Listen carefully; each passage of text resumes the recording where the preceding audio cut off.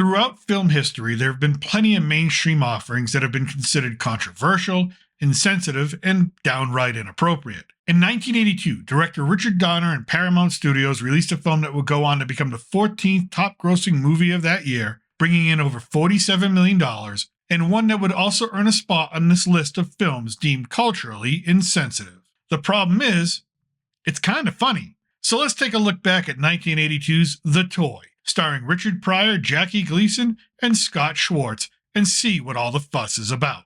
Let's all go to the lobby. Let's all go to the lobby. Let's all go to the lobby to get ourselves a treat.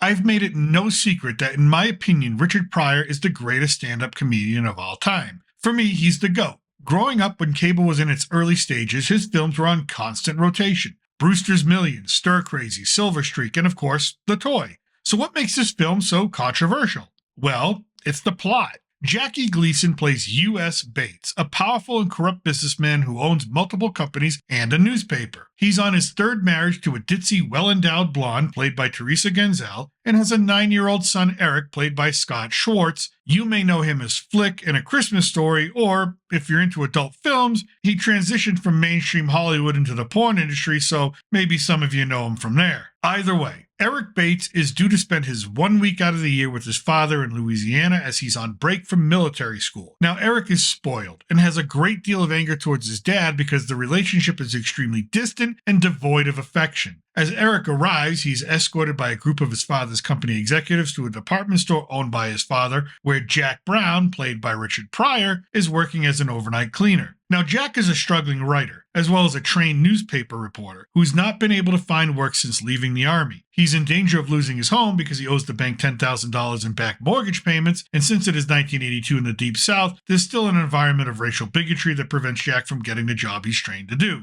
Hence, he reluctantly accepts a position as a cleaning lady for one of US's businesses. As Eric tours the store looking for whatever he wants to buy, because his father told him specifically that he could have whatever he wanted that would make him happy, he sees Jack clowning around with the merchandise and having a good time, especially with the Wonder Wheel. Amused by Jack, Eric states that he wants to buy the black man. Of course, this causes great concern for the corporate lackeys in tow, but they are too afraid to disappoint Eric because they do not want to lose their jobs. So, they throw money at Jack in an effort to rent him. Keen observers in this film will notice the Confederate flag hanging on the wall in the background while this happens, surely not a coincidence, and a not-so-subtle statement about the history of slavery. Jack is delivered to the Bates mansion in a large wooden crate. He has fireworks thrown at him, his food thrown on the floor, and is basically terrorized by Eric because for Eric, he doesn't know how to actually have a friend, only how to own things that give him temporary moments of joy. Eric does not see Jack as a person at first. He literally sees him like everything else in his room, as a toy to be played with. At this point, a lot of you can see why this film is considered insensitive. But again, the problem is this. Richard Pryor is one of the funniest human beings ever to live, and he delivers his signature comedic performance throughout, along with his ability to be touching and emotional when the scene requires it of him. So yes, this is a film about a rich white man purchasing a black man to serve on his plantation as an object of entertainment for his 9-year-old son. However, this is not an original film.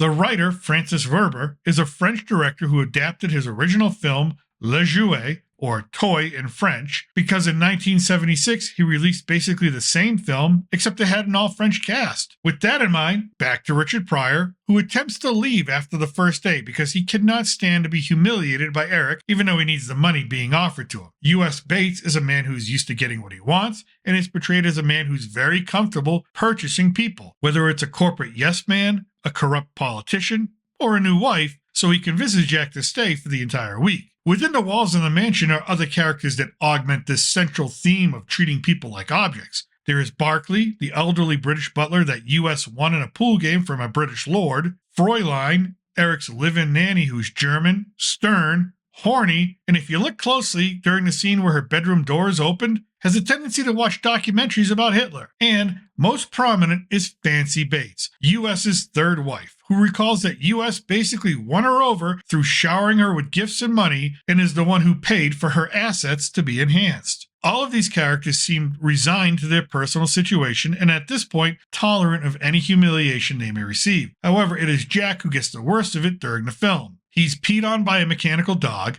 punched in the balls by a robot, paraded around in Spider-Man pajamas in front of a dinner party, has buckets of slop dropped on his head, and anytime he's served food, it's usually taken away from him in the form of a practical joke. Eventually, Jack begins to understand that Eric is a kid without any guidance. He does not understand how to interact with people on a normal basis because his only example is his father, who is a complete asshole. Jack and Eric begin to form a bond as Jack teaches Eric what having a friend means, and the two of them turn their attention towards Eric's father. They create their own newspaper, The Toy, and fill it with everything they can learn about his father, every dirty little secret. They publish it and distribute about 1,000 copies across town, only to have his father find out and demand they retrieve them all. During this time, it's revealed that U.S. is under federal investigation for his business practices. To solve his legal problems, he decides to host a fundraiser for a senator, and at this party, he'll get the senator to pose in a picture with the Grand Wizard of the Ku Klux Klan, thereby having something to use as blackmail to get him out of legal trouble in Washington, D.C. But this plan is thwarted when Jack and Eric crash the party, literally, by driving go-karts through the tents. In response, Eric's father uses a golf cart to pursue Jack and Eric, but drives into the pool. He gets stuck at the bottom until Jack jumps in and saves his life, and after that, US begins to treat Jack with more respect, even taking a few lessons from him about how to relate to his kid.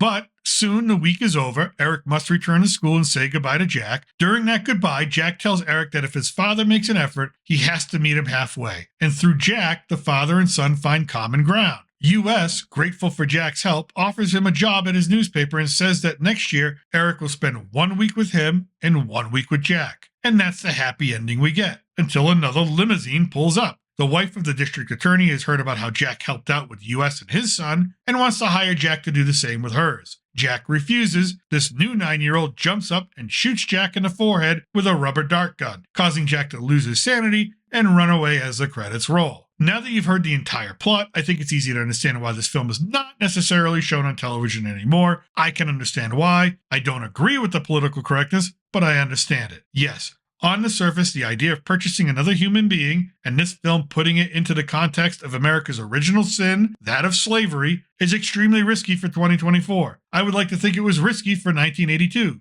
But do you know who thought it was not risky? Richard Pryor. In his autobiography, Richard Pryor speaks glowingly about his experience on the film, especially with Jackie Gleason, who for Pryor was a comedy legend from the early days of television and film. Pryor stated that working with Gleason was like working with a kindred soul. Gleason and Pryor found the film humorous. Richard Donner, director of The Omen, The Goonies, the Lethal Weapon series, Scrooge, Assassins, Conspiracy Theory, and the original Superman 1 and 2, he found it funny. You know who else found it funny? General audiences. The Toy opened the same weekend as Airplane 2 and Eddie Murphy's 48 Hours, and beat them both to become the eventual box office success that it was. Am I saying that this is the funniest movie of all time? Hardly. The jokes and the slapstick come in spurts. Some of the jokes just don't land. Pryor is somewhat restrained because he can't work as blue as he normally would for the PG rating. Yes, you heard me right. This is a PG film. The critics hated this film. I think it has 3% on Rotten Tomatoes right now. The premise, even in 1982's America, is a hard one to swallow, but it all comes down to Richard Pryor making the most of each scene. Like it or not, this film has become a classic of early 80s comedy. The film tackles extremely sensitive topics: slavery, the economic divide, and racial indifferences. And regardless of where you fall on these topics today, they existed and they are real. And for a film to take them head on in the form of a comedy starring Richard Pryor, basically the most successful and recognizable African-American entertainer at the time, was ballsy, even back then. But on many levels, it worked. Again, is it the best Richard Pryor film out there? No. Is it the funniest film of 1982? Porky's, which was number 5 that year, making $105 million, might have something to say about that. So what is it about this film that made it so popular? The same thing that makes it popular today. When you watch it, you laugh. You laugh at the jokes. You laugh at Richard Pryor's over-the-top reactions. You laugh at the slapstick and the physical comedy. And you laugh all the while thinking to yourself, I can't believe they made this fucking movie. So yes, I find The Toy entertaining. It was funny to me as a child because I was too young to understand the historical undertones of the film. It's funny to me now because as an adult, it looks at those same historical undertones directly in the eye and kicks them in the balls. Yes, this is a comedy that seeks to make a statement, and sometimes that statement gets in the way of the comedy. But that's okay. I can forgive that. The narrative is sometimes all over the place. The logic is sometimes thin at best. But any movie willing to use humor, real, observational humor to speak to everyone about a serious issue in our past while still making an observation about current day problems is a film that should be congratulated, not hidden. Is The Toy a great film? No, it's a good film. If I scored films, which I usually don't, this would be a 6.5, maybe a 7, but it's still worth a watch, if only to see exactly how they got away with this kind of plot. But believe me, you will have a few laughs along the way as well. And that's what I think.